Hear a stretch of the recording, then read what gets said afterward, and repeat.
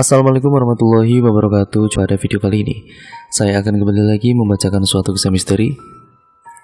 Kali ini berjudul tentang kisah istri jadi tumbal karena terperdaya oleh iblis. Cerita kali ini ditulis oleh Penafila. Nantinya kalian juga bisa mengunjungi thread beliau secara langsung ya teman-teman. Nah, untuk cerita kali ini saya sarankan untuk kalian seperti biasanya memakai earphone terbaik kalian atau headset terbaik kalian agar kalian mendapatkan kualitas audio yang lebih baik dalam mendengarkan cerita kali ini dan video kali ini. Dan saya juga menyarankan untuk kalian semua yang belum subscribe, segera subscribe dan nyalakan tombol lonceng notifikasinya. Ya, karena dengan itu kalian membantu channel ini menjadi channel yang jauh lebih baik lagi ke depannya. Dan terima kasih untuk kalian semua yang sudah subscribe ya teman-teman. Jangan lupa untuk like, komen, dan share juga sebanyak-banyaknya.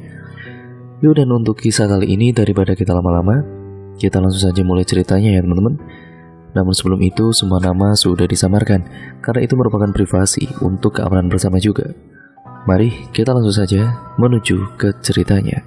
Perhatikan baik-baik karena ceritanya akan segera saya mulai.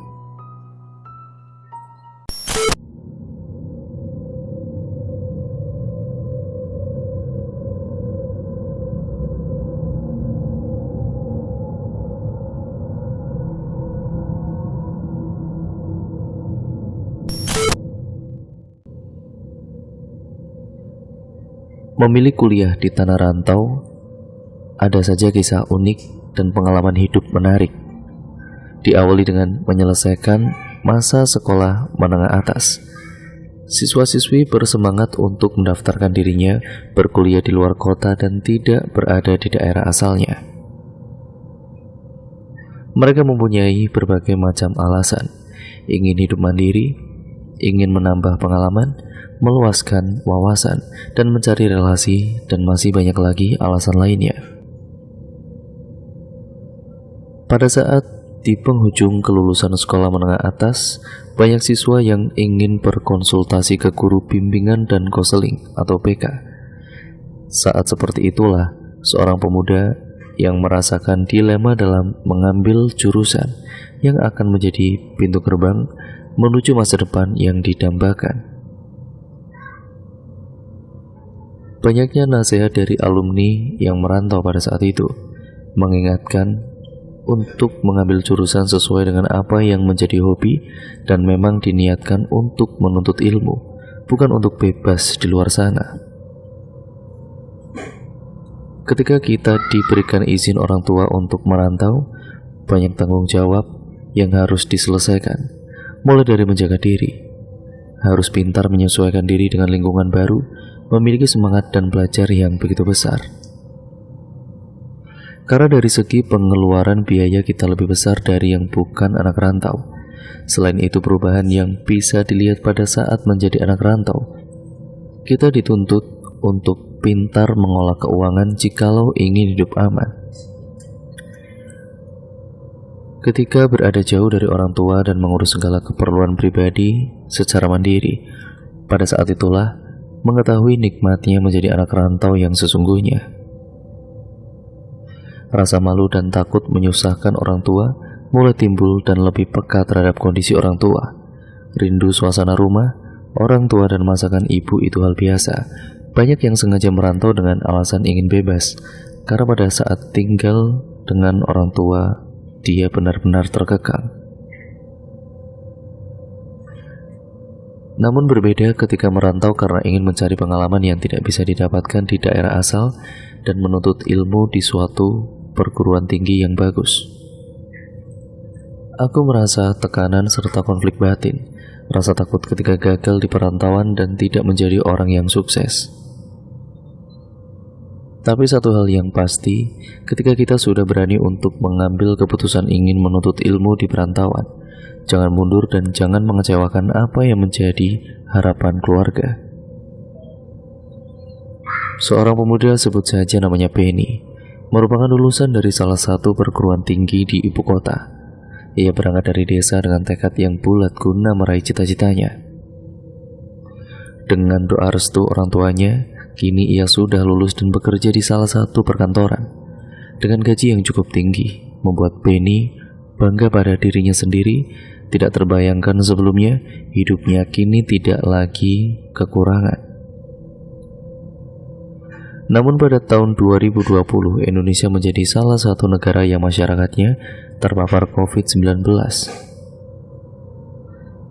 COVID-19 merupakan penyakit baru yang menyerang kekebalan tubuh manusia, memasuki Indonesia pada Maret 2020. Pada saat maraknya penambahan kasus COVID-19 atau COVID-19 di Indonesia ini, semua pabrik industri maupun perkantoran kan mendadak diliburkan, bahkan mengurangi para karyawan karena pendapatan yang didapat turun drastis. Itu pun sangat berdampak pada Penny. Penny terkena PHK akibat COVID-19. Adanya keraguan yang dirasakan, apakah harus segera balik ke kampung halaman atau menetap di sana. Rasanya dilema ingin pulang ke kampung halaman sekarang atau nanti. Tapi kalau tidak pulang sekarang saat pemerintah menerapkan pembatasan sosial berskala besar itu atau PSBB, akan sulit pulang dan harus mengeluarkan biaya lebih untuk rapid test. Harga rapid test mahal banget untuk kantong anak rantau. Penny juga mengeluh karena takut mencari makan di luar. Akhirnya memilih untuk menggunakan aplikasi pesan makanan secara online. Tanpa disadari, pengeluaran kebutuhan untuk makan yang dipesan secara online menghabiskan uang yang banyak hanya dalam waktu 1 minggu. Setelah dilihat lebih lanjut, Penny dan temannya yang waktu itu satu kosan berdiskusi. Sepertinya kita memang harus kembali ke kampung halaman deh, karena teman-teman yang lain tidak menempati kosan lagi. Orang tua saya juga sudah bertanya kapan pulang. Walaupun sejujurnya saya takut kalau nanti membawa virus ketika berada dalam perjalanan pulang, karena virus ini tidak terlihat, kata Penny secara ragu-ragu. Tapi aku masih ada pekerjaan yang harus diselesaikan. Tapi katanya bos nunggu informasi lanjutan. Aku ya sebenarnya pengen pulang. Kalau di sini terus kan nggak kerja juga, bisa habis uang tabunganku. Tapi jika nanti aku pulang dan ada info dari bos jadi masalah lagi, bisa dipecat aku kalau nggak berangkat, kata Febri. 3 hari berlalu menunggu kabar dari bos, namun tidak adanya kabar lebih lanjut. Akhirnya kedua anak rantau yang berasal dari daerah Jawa ini mengambil keputusan untuk kembali kepada orang tuanya masing-masing. Berangkat dengan hari yang sama dan keluar dari kos dengan menerapkan protokol kesehatan. Ada juga anak rantau yang tidak pulang ke kampung halamannya karena satu dan juga lain hal. Sampai singkat ceritanya, Penny yang sudah berada di kampung, ia bingung. Aku harus mencari pekerjaan di mana? Sedangkan COVID-19 belum juga hilang, malah makin parah. Pemuda yang berusia 27 tahun itu sudah kelimpungan mencari pekerjaan. Sebenarnya di tahun itu, ia target akan menikah dengan teman SMA-nya dulu. Tapi takdir berkata lain, uang yang ia tabung untuk biaya nikah harus kepakai untuk makan sehari-hari. Rindu rasanya akan suasana kantor. Semoga saja keadaan ini cepat membaik. Aktivitas baik itu ibadah, kerja, dan pembelajaran bisa dilaksanakan dengan normal tanpa adanya perasaan cemas. Permasalahan dan juga dampak yang ditimbulkan akibat pandemi COVID-19 ini cepat terselesaikan. Semoga pemerintah dan masyarakatnya bisa bekerja sama. Ketika pemerintah menerapkan suatu kebijakan, masyarakat bisa membantu menyukseskan kebijakan itu dengan cara mematuhinya. Sampai akhirnya orang tuanya Penny membantu Penny untuk meraih impiannya, yaitu menikah dengan Sari, kekasihnya yang sudah 7 tahun mereka menjalani hubungan. Di waktu itu yang masih pandemi, mereka hanya melangsungkan pernikahan secara sederhana di kediamannya Sari. Setelah menikah, Penny tetap mencoba mencari pekerjaan apapun itu akan ia kerjakan. Memang Penny ini lulusan dari perguruan tinggi, namun itu semua tidak menjamin kehidupannya.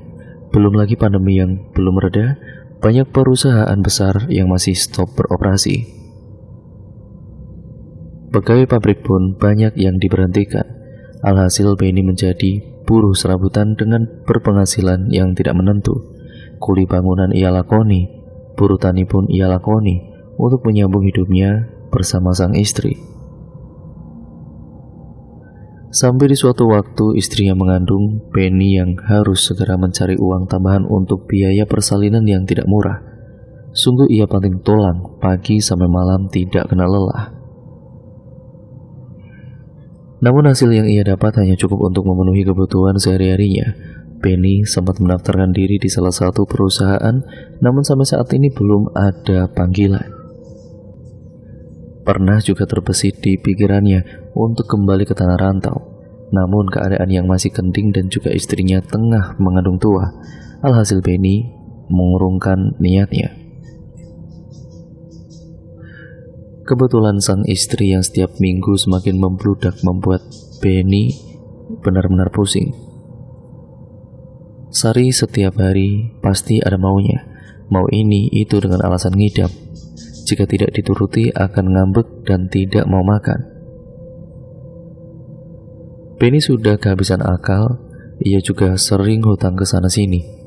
1 bulan, 2 bulan, sampai hampir 1 tahun utang itu terlalu menumpuk. Pinjamannya di mana-mana, mulai dari rentenir, tetangganya, saudara, bahkan kakeknya sendiri. Kalau mau dikira-kira, utang Penny sudah setara dengan harga 2 rumah mewah pejabat. Dan konyolnya, utang terbesar Penny adalah kepada kakeknya sendiri.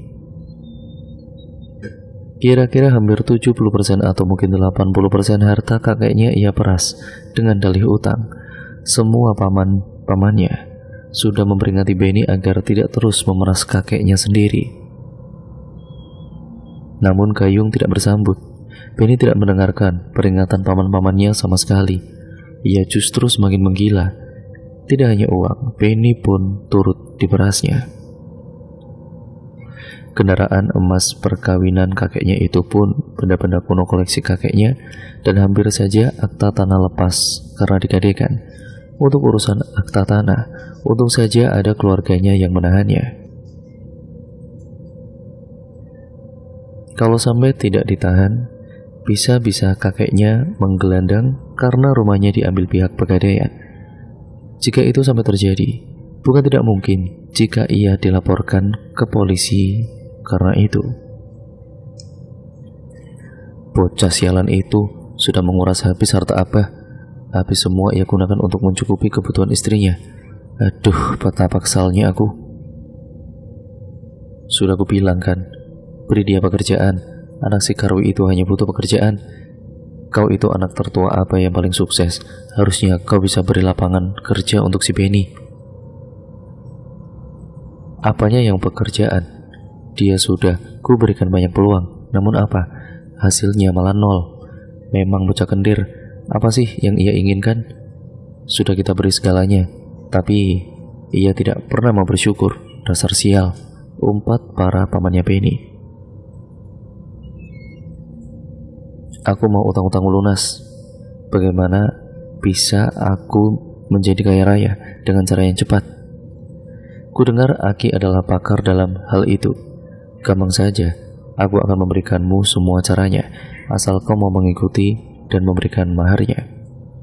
Nah, singkat ceritanya, ternyata si Penny ini akan melakukan pesugihan ya teman-teman. Yuk kita lanjut ceritanya. Itu urusan gampang, Ki. Aku sudah ada maharnya kok. Lalu apakah itu syarat-syaratnya? Apakah itu saja? Ada syarat terakhir yang harus kau ikuti. Ini agak berat, tapi penting. Jika syarat ini tidak kau penuhi, maka kau akan gagal. Pesugihanmu tidak akan membuahkan hasil apapun. Apa itu, Ki? Aku akan sanggupi. Kau harus tumbalkan orang yang sangat dekat denganmu. Malam ritual pertama tiba, Penny telah menyiapkan semua persyaratan yang disyaratkan Ki Dawuh. Mulai dari sesajian, bacaan wajib, dan berbagai syarat lainnya. Singkat ceritanya, Penny telah menyelesaikan semua syarat yang diberikan. Bagi mereka yang dekat dengan dunia gaib, energi supranatural seringkali digunakan untuk mencari jalan keluar atas banyak permasalahan hidup. Maka berkaitan dengan itu, mereka-mereka ini telah tidak asing lagi dengan yang namanya entah mengapa orang-orang menyebutnya sebagai uang gaib. Memang tidak ada kesepakatan sama sekali hingga kini tentang dari mana uang gaib itu datang. Tapi bagi yang telah mengetahui seluk-beluk uang gaib itu, mereka pasti telah mengenal dua jenis uang gaib, yakni uang gaib putih dan uang gaib hitam. Di kalangan supranaturalis, uang gaib hitam sama dengan hasil pesugihan karena berasal dari siluman jin atau setan. Ritual itu tidak dilakukan dengan cara yang menyenangkan, tapi justru amat menyeramkan.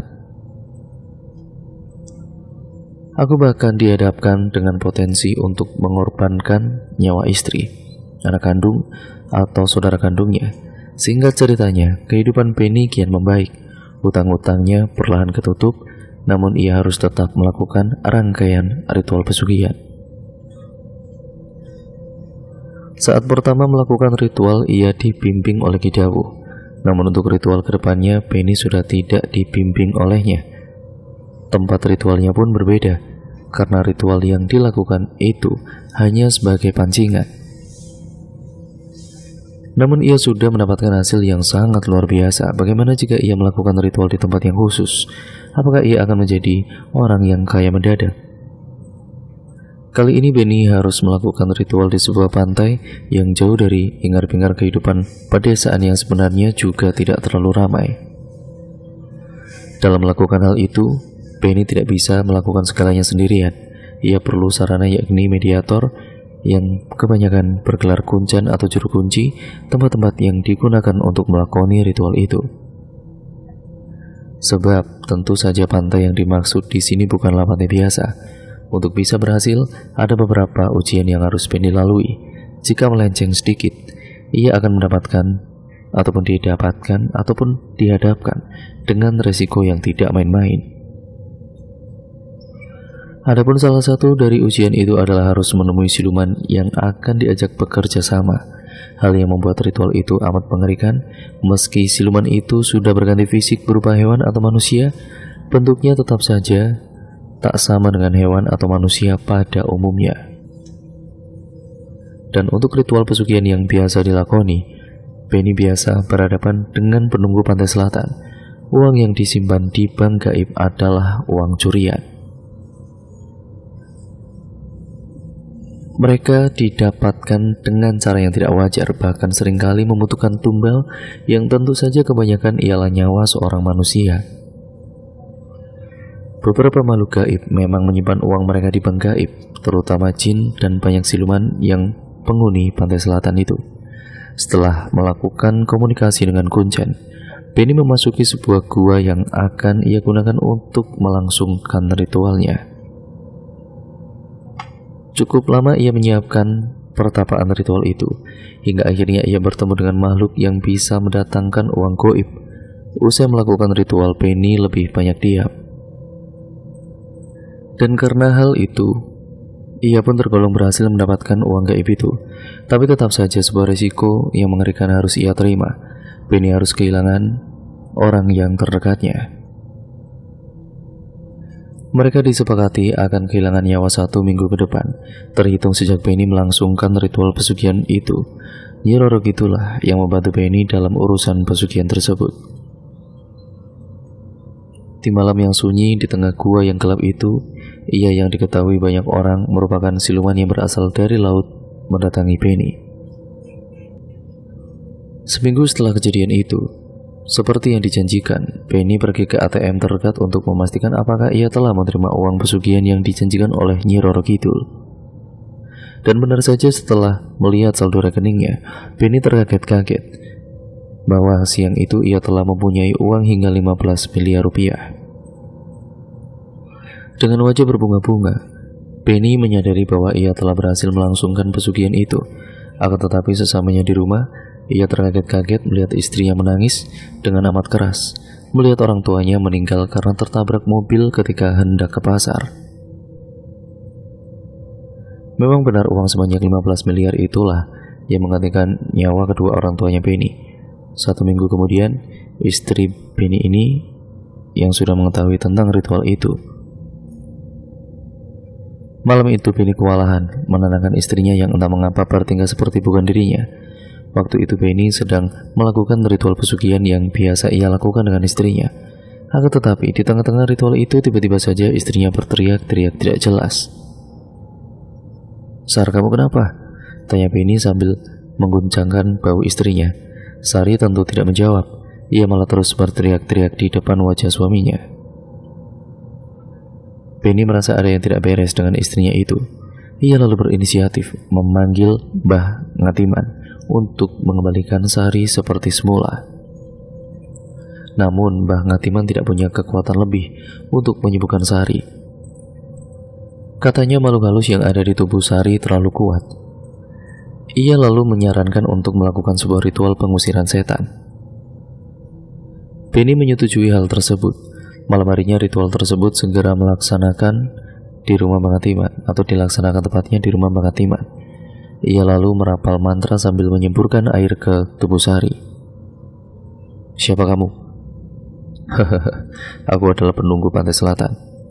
"Apa yang kau lakukan dengan tubuh Sari?" tanya dukun itu. "Aku akan membawanya menjadi pengikutku," jawab Sari lagi disertai gelak tawa. "Segeralah keluar kau dari tubuh ini, dari tubuh wanita ini. Kalau tidak aku akan membakarmu," ancam Mbah Ngatiman. Mantra Mbah Ngatiman semakin cepat dilafalkannya. Semua berlalu cepat. Sari terguncang dengan serangan Mbah Ngatiman. Tidak lama kemudian ia jatuh pingsan. Kata dukun itu, ritual telah selesai dan makhluk yang ada di dalam tubuh Sari sudah keluar. Benny lalu berterima kasih dan segera membawa Sari pulang. Namun naas, Sari ditemukan tewas dengan lidah menjulur dan badan bau tidak sedap keesokan harinya. Kabar kematian Sari menjadi bahan kunjungan warga, sementara Benny masih berduka dengan kematian istrinya tersebut. Kematian Sari yang tidak wajar itu kelak menjadi dongeng misteri warga, apalagi Sari tengah mengandung tua. Pasalnya banyak warga yang mengaku pernah melihat sosok yang mirip dengan wajah Sari saat melewati rumahnya. Bahkan ponakan Benny yang baru pulang dari merantau di Jakarta menyaksikannya sendiri. Ia adalah Ujang. 3 hari setelah kematian Sari, Ujang pulang ke rumahnya yang tidak jauh dari rumah Benny. Sesamanya di sana ia mengetuk pintu rumah agar istrinya membukakan. Namun sebelum pintu itu terbuka, Ujang ditepuk pundaknya oleh seseorang dari belakang. Ujang kaget lalu menoleh. Ternyata itu adalah Mbak Sari. "Kenapa Mbak? Tengah malam begini kesini?" tanya Ujang penasaran. "Ujang, tolong bantu Mbak," kata Sari. "Ada apa Mbak memangnya?" tanya Ujang sedikit khawatir. "Tolong berikan ini ke Benny. Aku tidak ingin ditinggalkan begitu saja," kata Sari sambil memberikan bungkusan kecil.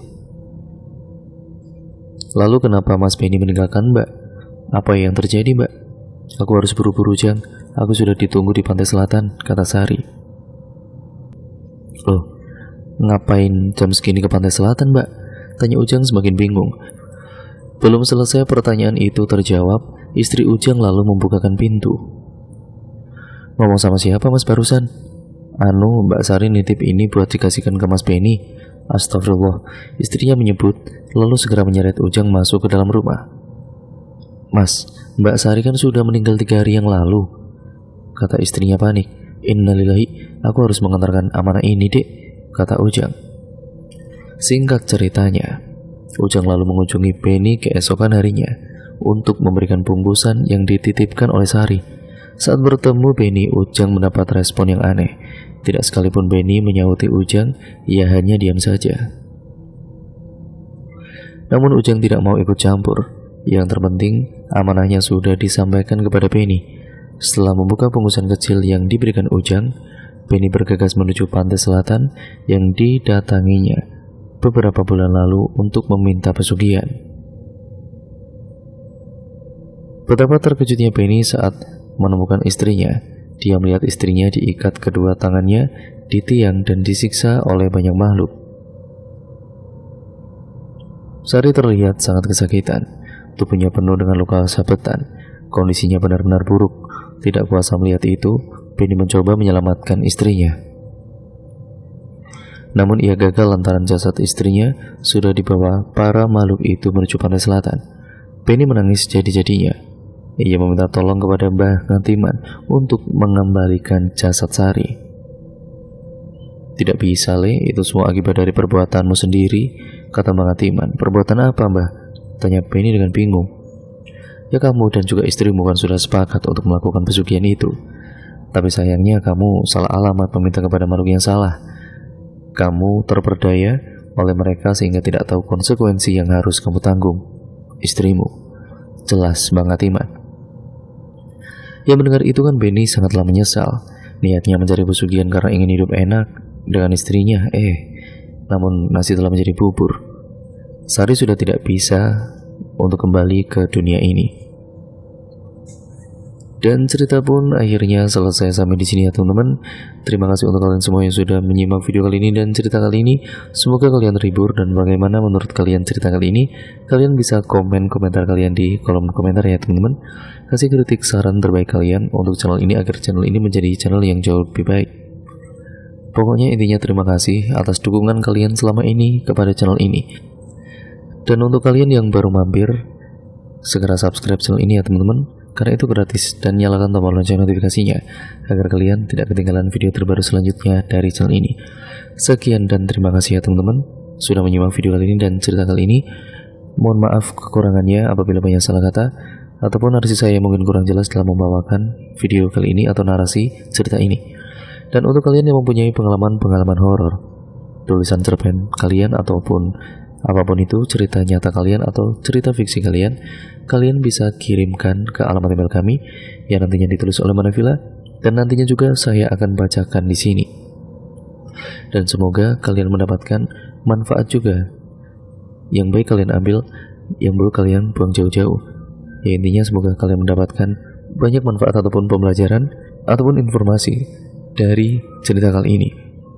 Yang baik kalian ambil, yang buruk kalian buang jauh-jauh. Sekian ya teman-teman, video ini saya akhiri. Kurang lebihnya mohon maaf. Wassalamualaikum warahmatullahi wabarakatuh.